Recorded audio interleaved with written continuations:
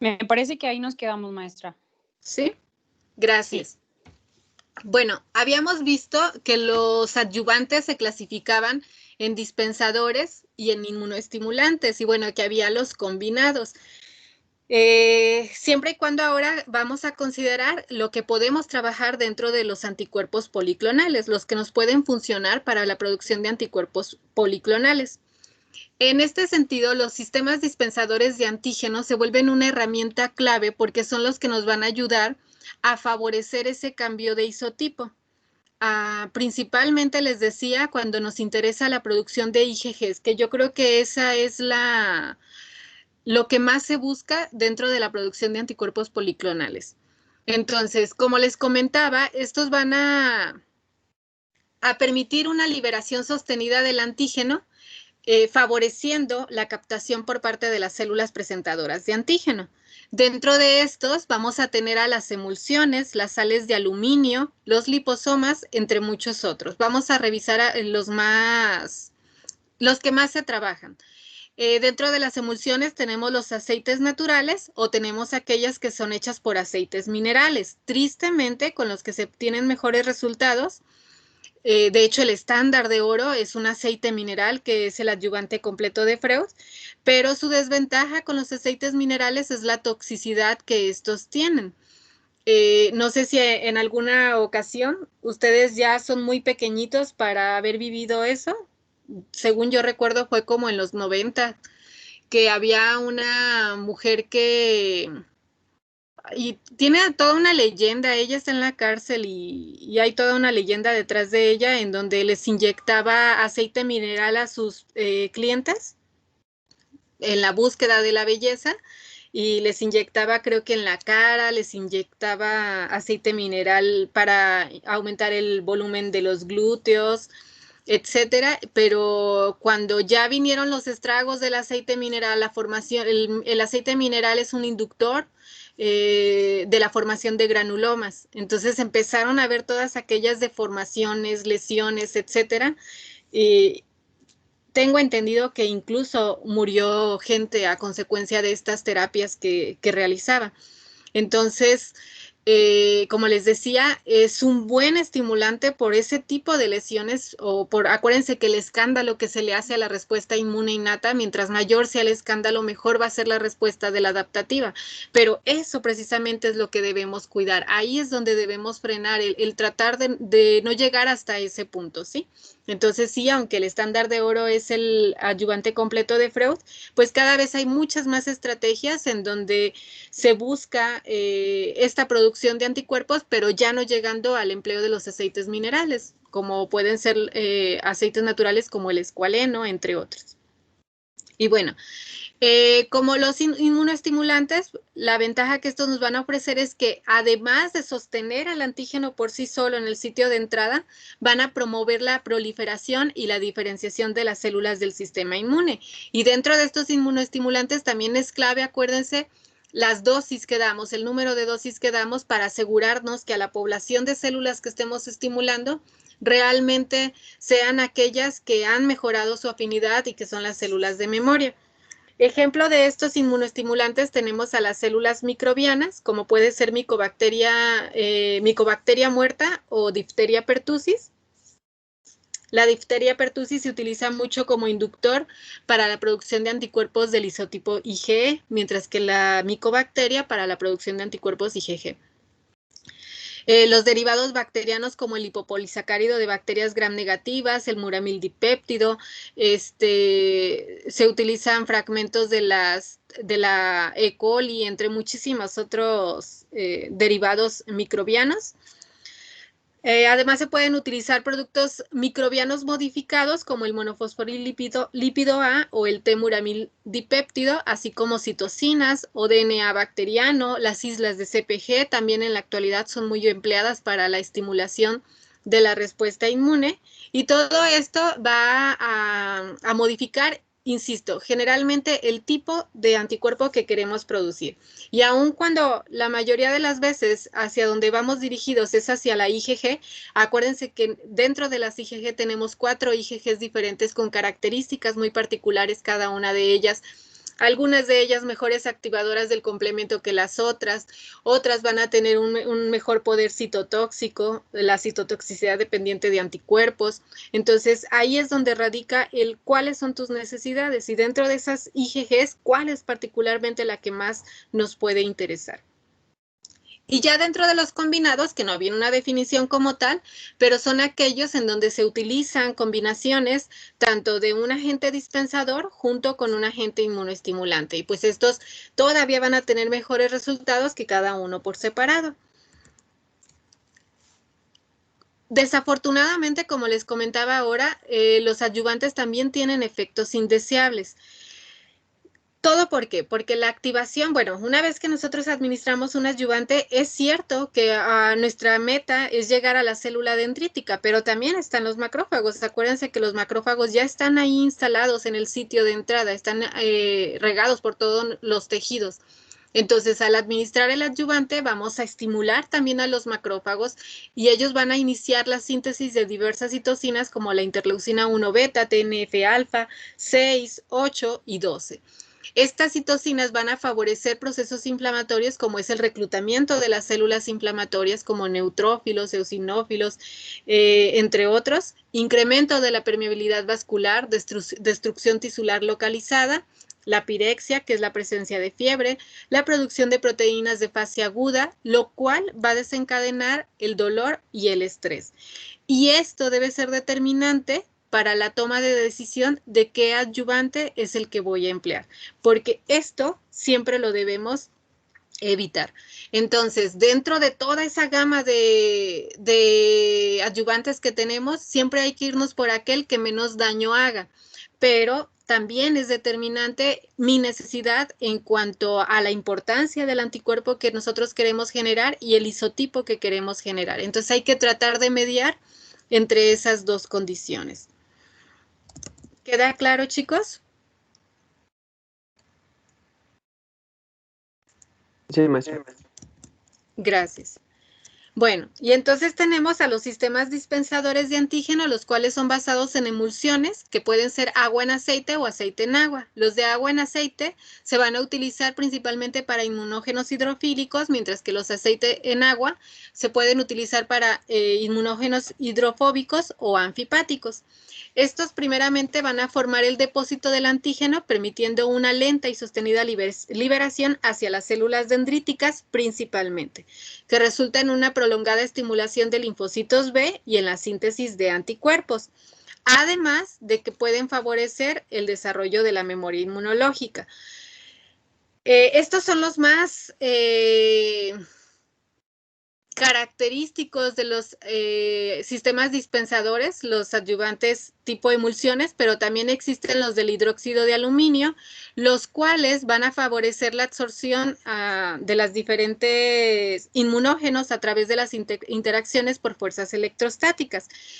Estas interacciones recordamos que van a ser muy inestables y van a depender mucho también del pH con el que se está trabajando, de la temperatura, la concentración de otras sales, etcétera, lo que van a favorecer que realmente el inmunógeno se adhiera a la superficie del hidróxido o de las partículas de hidróxido y que podamos favorecer esta respuesta sostenida para una mejor activación de las dendríticas.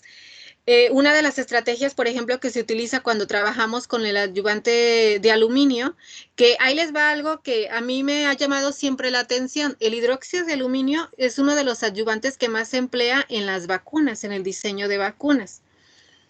Y aparte, por ejemplo, cuando nosotros trabajamos, bueno, cuando vamos a que nos administran las vacunas, la enfermera toma su vacuna, la mezcla, la agita varias veces con fuerza, pero es todo. Y por ejemplo, cuando nosotros inmunizamos o en los modelos animales para la producción de anticuerpos o para los modelos de inmunización, te recomiendan cierto tiempo de vortexear tus muestras con el hidróxido de aluminio, tus inmunógenos, a la máxima velocidad para provocar que realmente el inmunógeno forre a esas partículas de hidróxido de tal forma que cuando lo administremos podamos realmente dar esa condición de una mejor estimulación de la respuesta inmune. Entonces, me llama la atención porque si nosotros nos fijamos cuando la enfermera o el enfermero nos administra la vacuna, eso no pasa. Y cómo esas estrategias son tan importantes para una buena activación, pero insisto, ahí en la administración de vacunas no lo llevamos a cabo tal cual, lo cual pues nos lleva a decir que no es un adyuvante tan bueno o tan eficiente en la administración de vacunas. Sin embargo, si se llevan todos los procesos dentro de la producción de anticuerpos, es buenísimo. Otros serían los absorbentes de fase sólida, que estas pueden ser, por ejemplo, los que se usan en balísticas, las partículas que van con el inmunógeno adherido, los parches que van con el inmunógeno adherido, entre otros. Y por último tenemos los materiales encapsulados como los liposomas, que en este caso este es un adyuvante perfecto, sobre todo para la administración de antígenos intracelulares. ¿Por qué? Porque esos liposomas suelen fusionarse a las membranas y dejan incorporado el inmunógeno dentro del citosol. Y esto va a favorecer primero el marcaje por las ubiquitinas y después la llegada o el reconocimiento a los proteosomas para su degradación y la presentación al MHC de clase 1 para que finalmente puedan ser presentados a los linfocitos TCD8. Y la pregunta que hemos estado llamando mucho la atención desde el principio, ¿para qué a los CD8? Recuerden que también se estimula tanto TCD8 como se favorece un perfil TH1 y ese perfil TH1 me va a favorecer la producción de determinados IgGs, ¿sí? Bueno, y ejemplos de todos estos adyuvantes, aquí tenemos de combinar como dispensadores. Les puse dentro de esta lista los más esenciales y bueno, hablo tanto de sus desventajas como sus ventajas y claro, por supuesto, la composición de los mismos. Como les decía, el estándar de oro es el adyuvante completo de Freud. ¿Por qué? Porque sin lugar a dudas este es el que nos da los títulos más altos de anticuerpos. Esta es una mezcla de agua en aceite mineral. Además tiene monoleato de manida como un surfactante y tiene Mycobacterium tuberculosis muerto. La muerte se da por el calor. Aún así, cuando se trabajan este tipo de combinaciones, créanme que se hace con mucho cuidado cuando se trabaja con el Mycobacterium tuberculosis, aun cuando se trabaja con la bacteria muerta. Las desventajas solo se usan en modelos experimentales por su toxicidad. Las ventajas es que es el que les va a dar los mejores títulos de anticuerpo. Y siempre que están en el diseño de adyuvantes, en la actualidad hay mucha investigación para el diseño de nuevos adyuvantes. La comparación ideal es decir, vamos a hacer nuestro adyuvante, vamos a probar los tipos de anticuerpos que produce, si hay presencia de memoria, etcétera, pero se va a comparar con el adyuvante completo de Freud, porque lo que intentamos, estas nuevas propuestas, es que alcancen los niveles del adyuvante completo de Freud sin todas las desventajas que este tiene, es decir, eliminando la toxicidad. En la actualidad, por ejemplo, se trabaja mucho también con componentes de plantas, que pueden llegar a inducir todos estos cambios de isotipo y que se proponen como material para el uso como adyuvante. Y bueno, una propuesta menos agresiva es el adyuvante incompleto de Freud, en donde ya no se utiliza el microorganismo, pero sigue teniendo el aceite mineral y como les decía, el aceite mineral es inductor de granulomas. Aunque también, aun cuando no está el Mycobacterium, también se obtienen buenos títulos de anticuerpo. Mycobacterium esencialmente ayuda para el incremento de la memoria. Tenemos otras propuestas como es el Titermax, que en este caso se tiene aceite natural, es un escualeno. Además se utiliza como emulsificante al monolato de sorbitán y un copolímero, que es un surfactante. Este es patentado, por eso aparece así su nombre, y retarda la respuesta de los anticuerpos y tiene bajos títulos, que ese sería su gran desventaja, aunque sí favorece la producción de IgG1, IgG2, IgG2b y además posee baja toxicidad. Otro ejemplo es el sistema adyuvante de Rivi, o también conocido como RAS. Esta es una emulsión de aceite. La ventaja que tiene es que cuando tú lo mandas, estos se mandan diseñar, y cuando tú lo mandas diseñar, ya tiene el antígeno que a ti te interesa, lo cual lo hace bastante caro. Existen algunos en el mercado, pero suelen ya tener adyuvantes muy específicos, adyuvantes que suelen utilizarse como modelos, que son los comunes, y ya son los que te venden tal cual. Pero si no, tú lo podrías mandar diseñar. Insisto, la desventaja es el costo. Además, va a producir bajos títulos de anticuerpos, requiere inmunoestimulantes, como puede ser el muramil dipéptido, que se acuerdan que era un componente modificado, y sus ventajas es que hay baja toxicidad e incrementa la respuesta inmune humoral. El otro son las sales de aluminio, que el título de anticuerpos suele ser bueno durante las primeras 2 semanas, pero después de la tercera semana suele bajar, que esa es otra ventaja que nos ofrece el adyuvante completo de Freud. Cuando se utilizan este tipo de adyuvantes, nosotros podemos tener títulos altos de anticuerpos hasta por 1 año. Y en el caso del hidróxido de aluminio, este suele descender muy rápido. Entonces, una forma en la que se puede mantener este incremento sería con las reinmunizaciones, pero acuérdense que también tiene sus límites esas reinmunizaciones, sobre todo porque lo que se hace, bueno, las mejores vías para la producción de anticuerpos, ya habíamos comentado, son la subcutánea y la intradérmica. Entonces, cada que administramos también podemos generar lesiones. Entonces, no podemos abusar de la administración de estas dosis. Y bueno, lo que sí es que el hidróxido de aluminio, ya lo he comentado antes, se usa mucho más en vacunas, tanto humanas como veterinarias. En la actualidad cada vez se usa menos porque han surgido estrategias muy buenas de adyuvantes que ya revisaremos cuando lleguemos a vacunas. Otros son los complejos inmunoestimulantes. Este está compuesto por colesterol, fosfolípidos y saponinas que van a formar una mezcla de micelios. Es limitado para poco número de antígenos y principalmente se utiliza para antígenos intracelulares. Tiene pocos efectos adversos, es para antígenos particulados y solubles y hay alto título de anticuerpos y una amplia gama de isotipos. Y resalto lo de los antígenos intracelulares que no se encuentra aquí. Los oligodeoxinucleótidos sintéticos. Este contiene motivos CPG o las islas CPG, los cuales ayuda a estimular también una respuesta intracelular.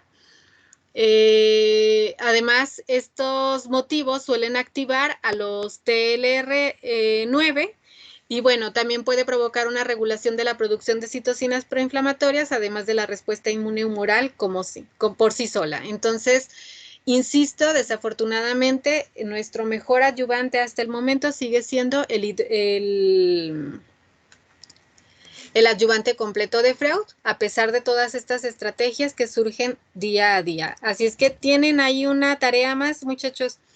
Eso sería buenísimo, el poder encontrar un buen adyuvante que estimulemos realmente la producción de IgGs, pero que no lleguemos a todo ese daño que también ya vimos no es adecuado, porque algo que puede pasar cuando hay mucho dolor en el animal o cuando se le está lastimando constantemente, podemos provocar condiciones de estrés y esas condiciones de estrés pueden modificar a su sistema inmune y también podemos llegar al momento en donde induzcamos inclusive una tolerancia. Recordemos que durante las condiciones de estrés hay una gran producción de cortisol y el cortisol inhibe la proliferación de los linfocitos T.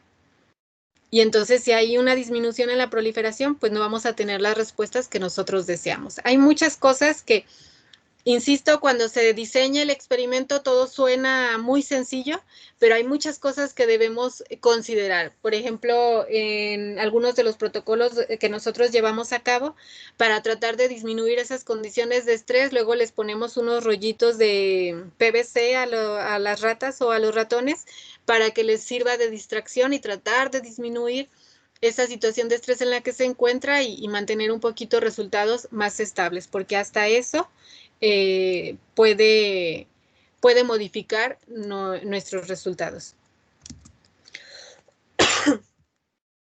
¿Hasta aquí, chicos?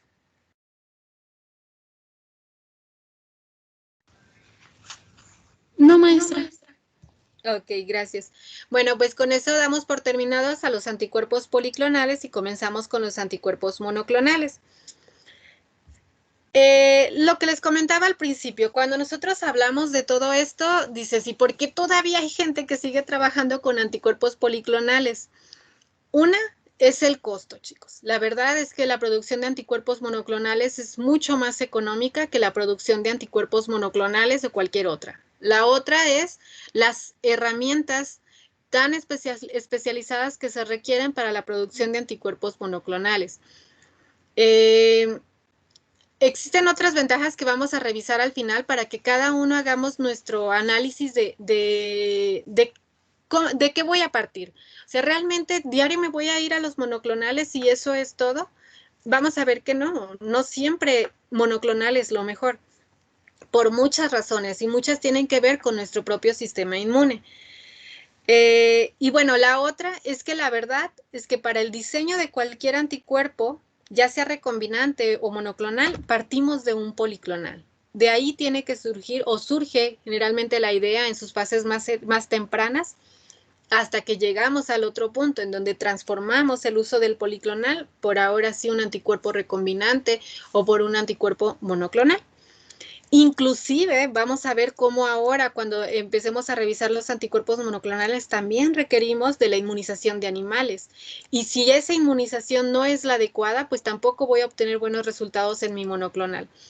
Y cuando nosotros hablamos de producción de anticuerpos, por ejemplo, les platicaba el otro día que para la producción de policlonales por lo menos les anda llevando unos 6 meses la producción del anticuerpo.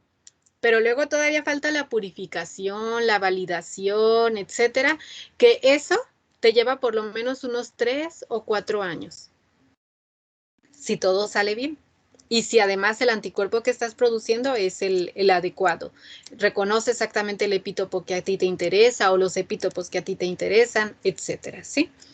Bueno, entonces, ¿cómo se llega a los anticuerpos monoclonales? Pues bueno, los anticuerpos monoclonales son aquellos que son producidos por hibridomas. Los hibridomas es una tecnología que nos dejó Kuller y Milstein allá por los 70, en donde ellos lo que hacían es la fusión de células B activadas con células plasmáticas cancerosas.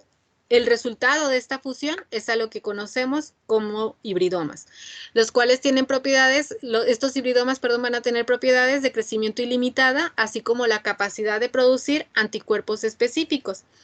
Las clonas de estas células pueden ser cultivadas indefinidamente y pueden secretar cantidades ilimitadas de anticuerpos monoclonales.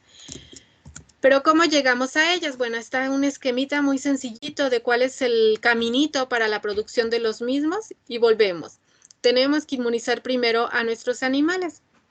Una vez que los inmunizamos, vamos a seleccionar a las células que a nosotros nos interesa productoras de anticuerpo y ahora sí seleccionamos a la célula de mieloma, la línea celular con la cual vamos a trabajar y los fusionamos con polietilenglicol.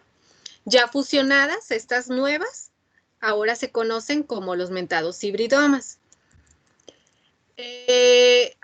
Ya que las tenemos fusionadas, ahora vamos a seleccionar a la célula que produce al isotipo que a mí me interesa. Y ya que lo hemos seleccionado, pues ahora sí vamos a producir a nuestros anticuerpos. Podemos regresar al modelo animal, que es a través de líquido acítico, o podemos irnos a la producción de anticuerpos en cultivos celulares. Vamos a explicar todo esto un poquito con más detalle y entonces vamos a comenzar con la producción de células B. Para poder producir a mi célula B que produce a los anticuerpos que a mí me interesan, lo primero que tenemos que hacer es la inmunización de nuestros animales y pues para ello hay que seleccionar.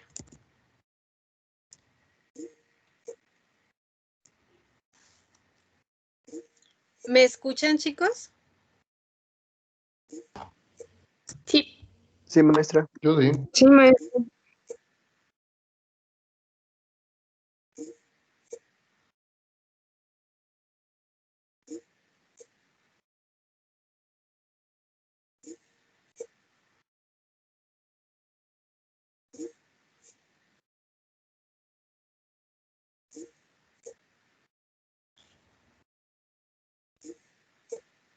Ya no la escuchamos, maestra.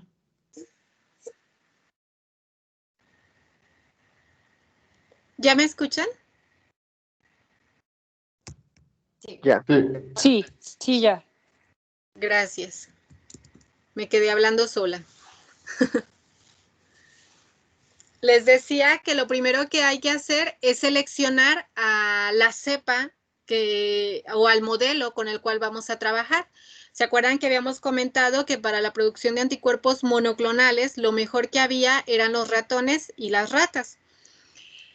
Aunque también las ratas pueden ser una opción, la realidad es que lo que más se trabaja son con ratones. ¿Por qué? Por la disponibilidad que existe de células de mieloma o de las líneas celulares de mieloma. Existen muy pocas líneas celulares de mieloma en rata, lo cual generalmente me lleva solamente, bueno, y estas pertenecen a la cepa low C, entonces es la única cepa que podríamos trabajar de ratas para poderlas fusionar con las células de mieloma.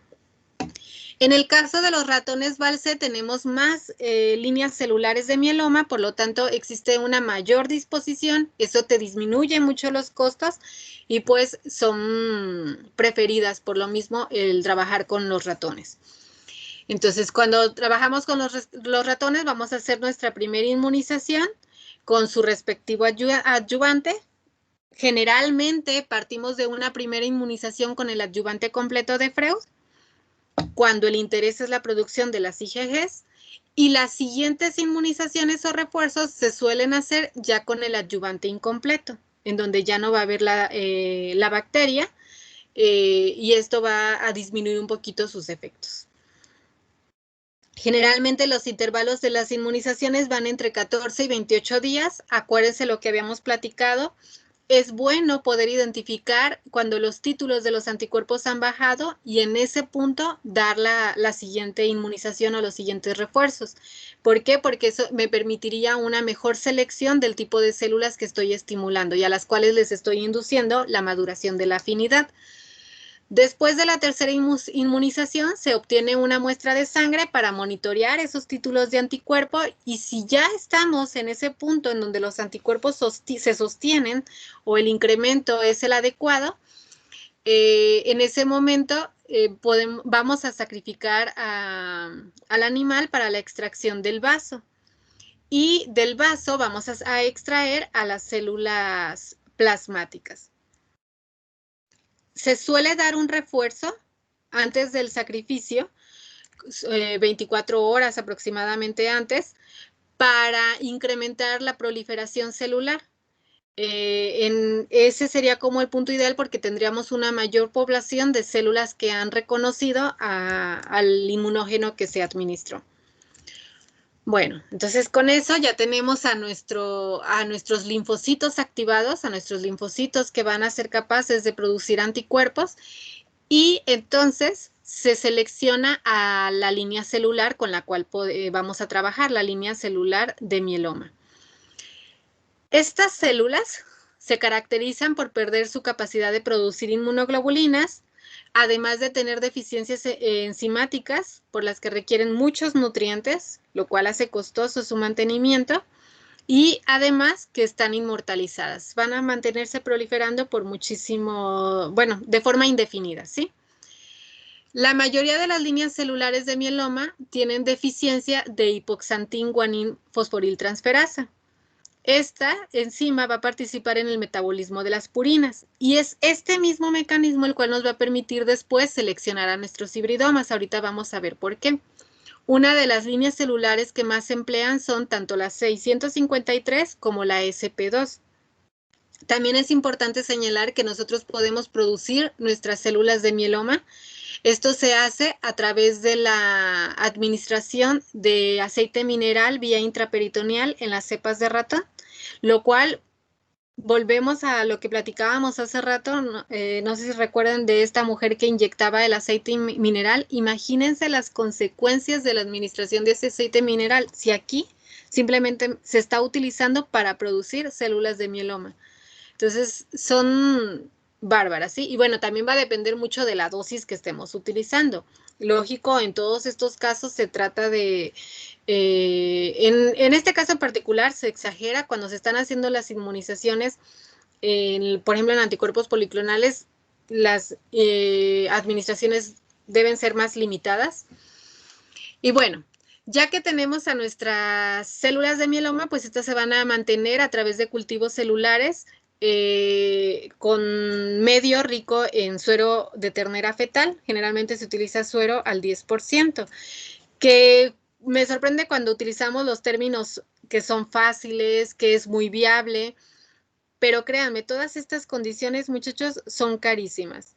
Y ahora en tiempos de COVID esto se exacerba muchísimo. El último adyuvante, el último suero de ternera fetal que recuerdo que compramos, si mal no recuerdo, estaba como en 14,000 pesos, más o menos, el medio litro, 500 mililitros. Y si tú trabajas con suero, con medio de cultivo, con suero de ternera al 10%, por cada litro utilizamos 100 mililitros de suero de ternera. Entonces, las condiciones para trabajar con cultivo celular son costosas. No es tan fácil el hacerlo. Bueno, y entonces ahora sí, ya tenemos nuestra población de linfocitos B activados, ya tenemos a nuestra población de células de mieloma. Lo que vamos a hacer ahora es fusionarlas. ¿Cómo las fusionamos? Las mezclamos y se les pone polietilenglicol. Esto va a permitir que sus membranas se puedan fusionar. Y bueno, después vamos a hacer selección de las mismas. ¿Por qué? Porque las vamos a transferir en medio HAT, que este medio tiene hipoxantina aminopterin-timidina. Y esto me va a permitir seleccionar finalmente a mis células de hibridoma. ¿Cómo creen que puede ocurrir esa selección? ¿Quién me apoya con eso?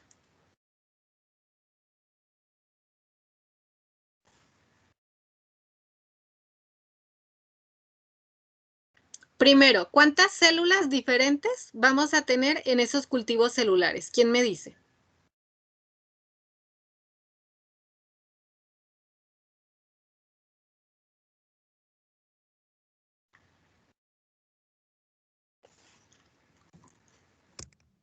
¿Tres?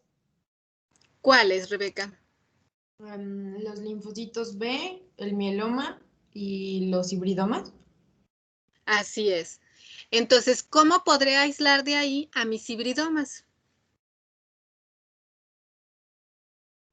Pues con algo específico de los hibridomas, ¿no? Que sea afín a los hibridomas solamente, ¿no? Algo que los Por caracterice. ejemplo, sí.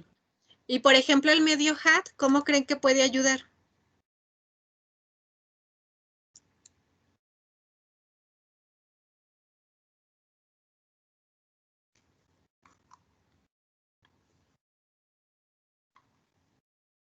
¿Se acuerdan que decíamos que el medio, más bien, que las células de mieloma no tenían a las transferasas que se encargaban del metabolismo de los nucleótidos? Bueno, se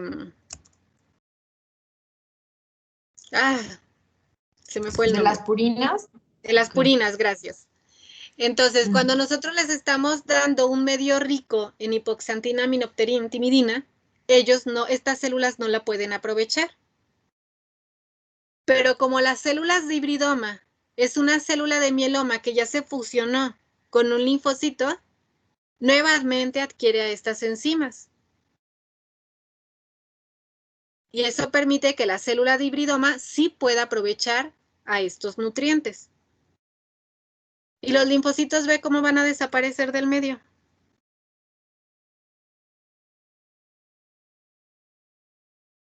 Ya nos deshicimos de las de mieloma.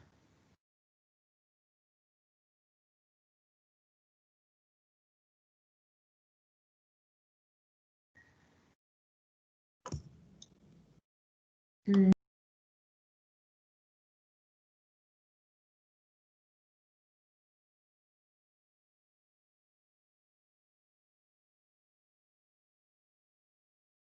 ¿No se les ocurre?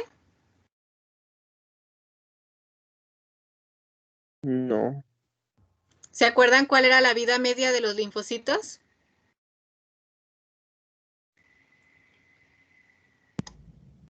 Dependía, ¿no? Del linfocito, pero era pocos días.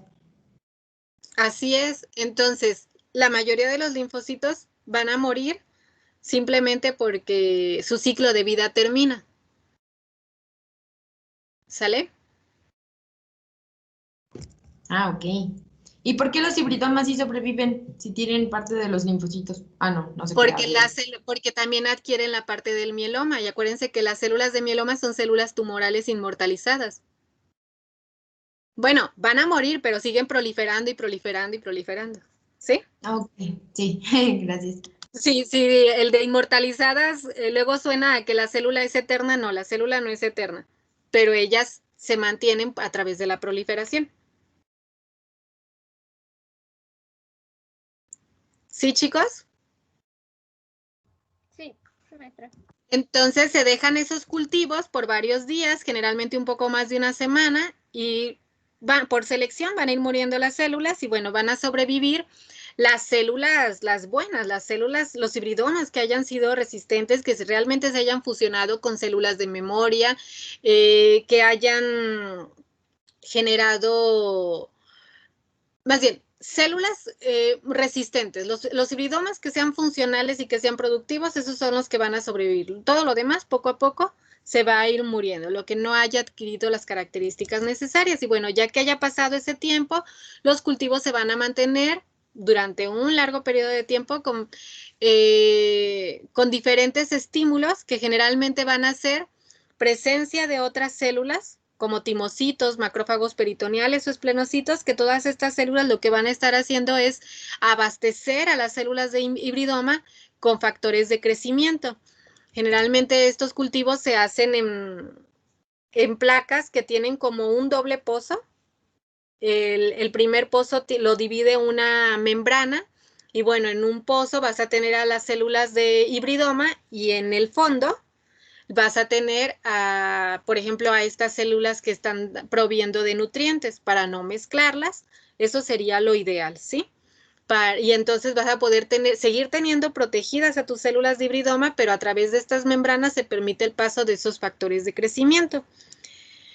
Y bueno, ya que se le dio el tiempo necesario para volver estables a estos cultivos, en donde ya hayamos eliminado riesgos de contaminación, en donde haya una cierta estabilidad genética, en donde ya no haya células de crecimiento no productoras de anticuerpo o células hibridomas viables, entonces vamos a empezar a hacer diluciones de nuestros hibridomas, en donde se van a llevar por separado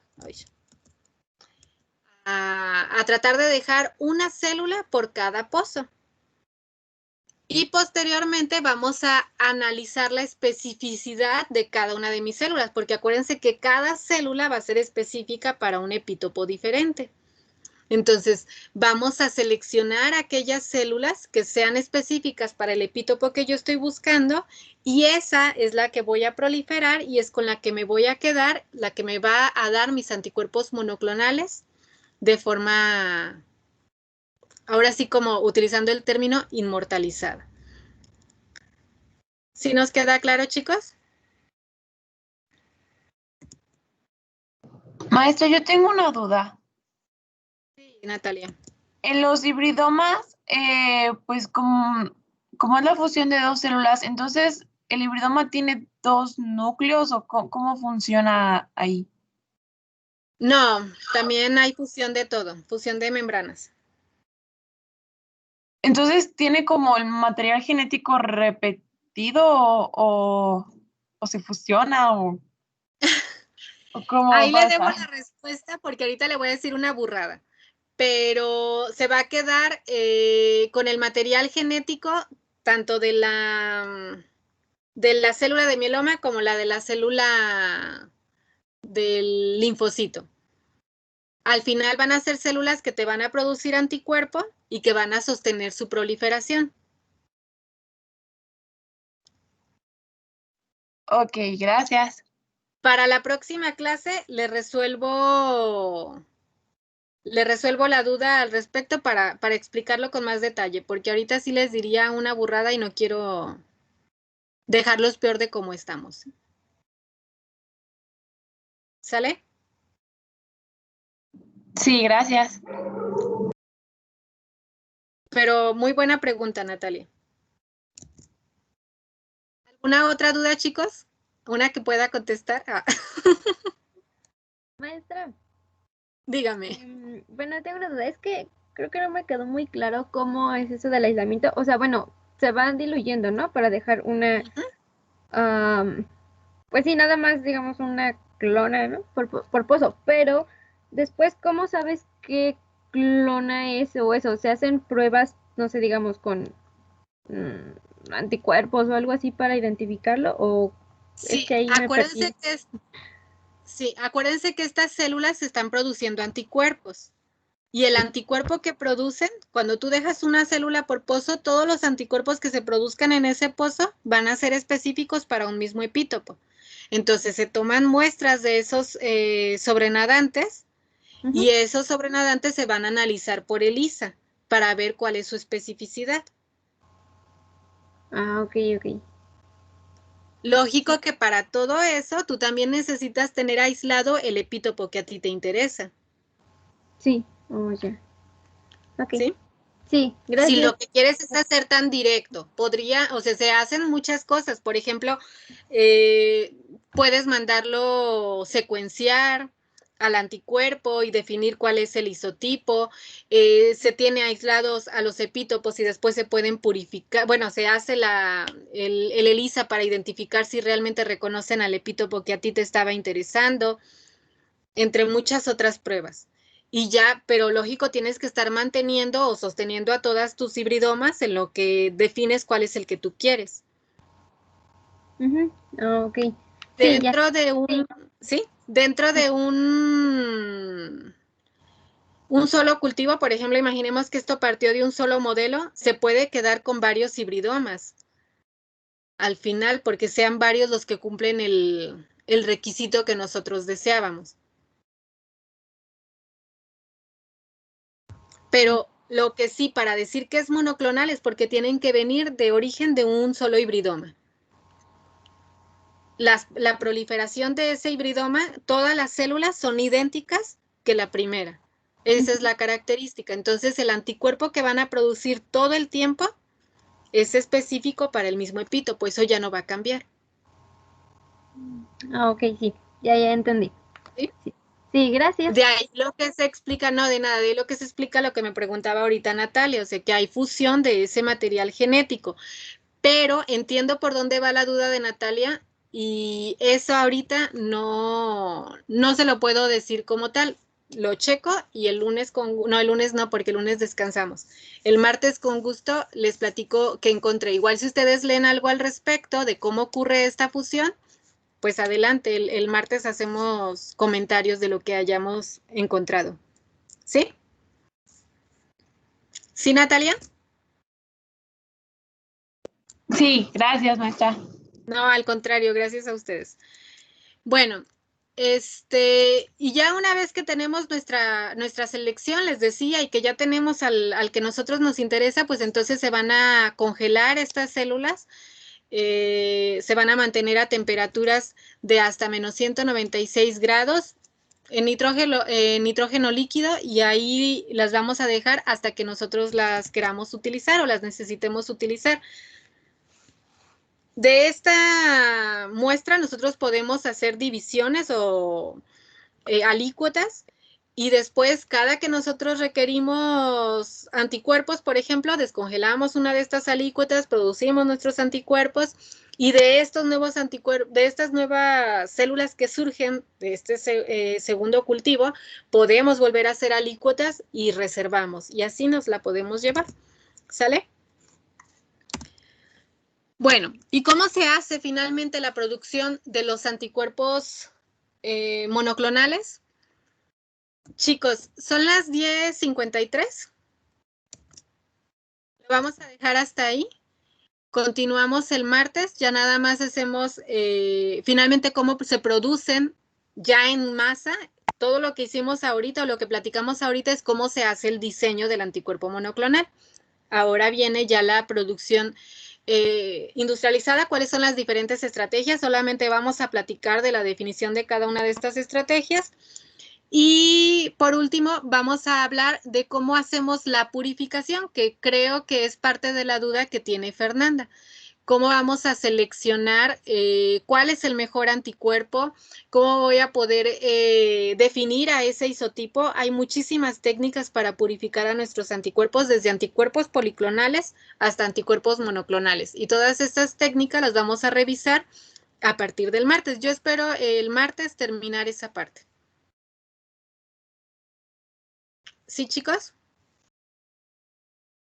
Sí, maestra. Muy bien, maestra. Bueno, disfruten su fin de semana largo, chicos. Aprovechen un día y por lo menos tómense uno y descansen. Apapáchense con su familia. Si no está con su familia, pues ustedes busquen todas las cosas que les gustan. Creo que también se puede buscar esos espacios en donde se vale consentirnos a nosotros mismos y aprovechen que ahorita tienen tiempo. Van a ver que va a llegar el momento en donde dices, quiero un respiro. ¿Sí? Que tengan bonito fin de semana. Gracias, maestra, igualmente. Igualmente, maestra. Adiós. Alguien me dijo que quería comentar algo. No sé Yo. si fue Cindy. Preguntar. Sí. Es que estoy viendo un programa y es como de doctores, ¿no? Y entonces a una chica le tuvieron que quitar el vaso. Entonces yo creo que ya lo había comentado antes, pero quería saber qué pasa si a una persona adulta se le quita el vaso, como del lado Nada. lógico. Lo único que va a pasar es que va a quedar más expuesta o susceptible a enfermedades sistémicas. Por ejemplo, en el caso ahorita de COVID, que ese es uno de las grandes consecuencias que tiene, que tiende a desarrollar el choque séptico. En este tipo de personas, pues van a ser un poco más susceptibles a esas condiciones. Sin embargo, también se ha demostrado que algunos órganos como el hígado, cuando el vaso no está, tienden a ser parte del papel que se hacía antes en el vaso. Acuérdense que nuestro cuerpo es muy... ay, no sé cómo utilizar esta palabra, pero moldeable. Cuando ya no está un tejido que él te hacía la función, encuentran... otros tejidos encuentran las condiciones para poder desarrollar esas funciones que se dejaron de hacer. Ayer, por ejemplo, estaba escuchando algo que yo no había leído al respecto sobre la hematopoiesis.